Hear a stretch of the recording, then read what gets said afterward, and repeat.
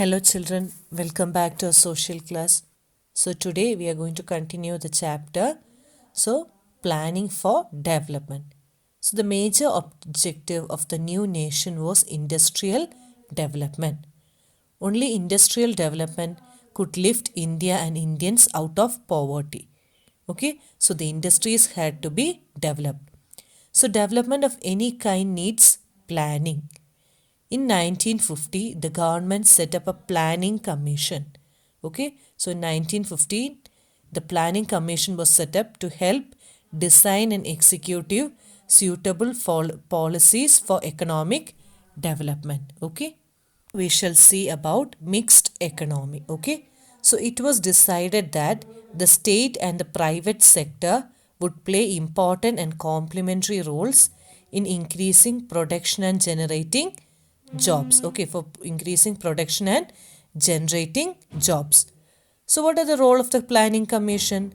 The first one, the commission had to identify the industries which should be initiated by the state. Okay, they have to identify the industries. 1956, the second 5-year plan was formulated. Okay, in 1956. Okay, and it had to achieve a balance between different regions and state. Okay, so this plan focused on the development of heavy industries. Okay, so the main focus was on heavy industries like steel and on building large dams which came under the control of the state. Okay, so these were the main ideas of mixed economy and planning commission. Now, the Hirakud Dam across the river Mahanadi in Orissa. It was the first multi-purpose dam to be built in independent India. Okay. Now, the second 5-year plan. It focused on heavy industry and the effort at state regulation of the economy was to guide economic policy for the next few decades. Okay. So, there was support and criticism for the second 5-year plan.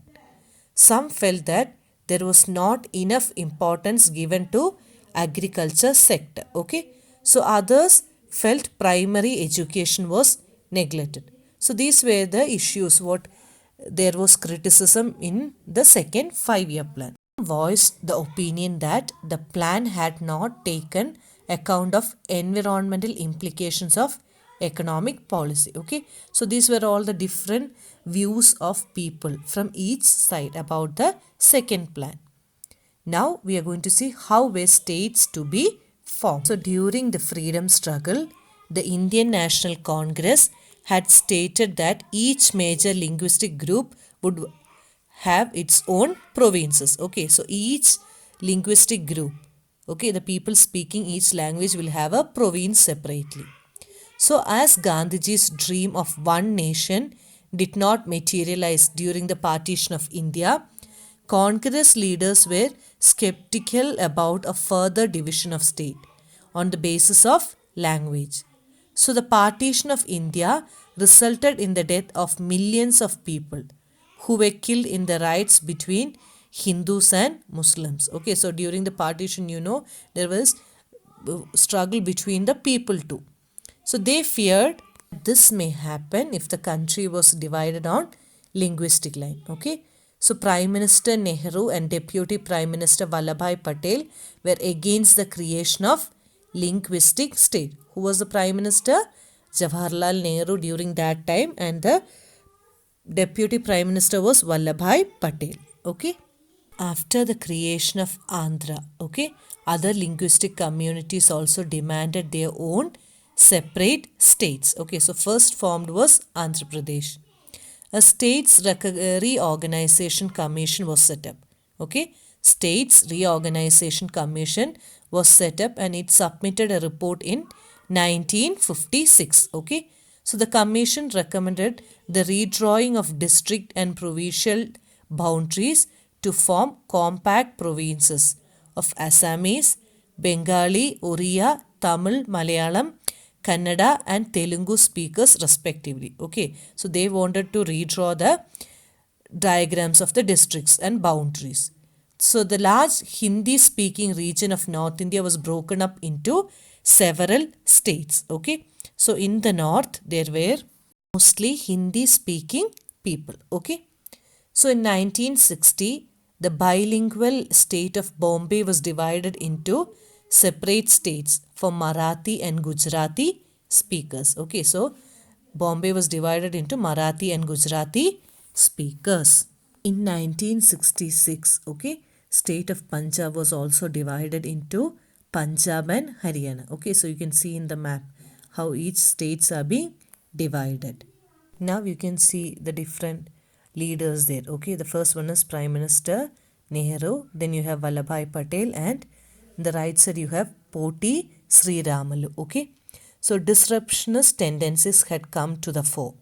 To check them, the nation had to be strong and united. In October 1962, a veteran Gandhian, he was named Poti Sri Ramalu. He went on a hunger fast demanding the formation of Andhra state to protect the interest of Telugu speakers. Okay, so because of his effort, Poti Sri Ramalu, Andhra Pradesh was formed as a separate state.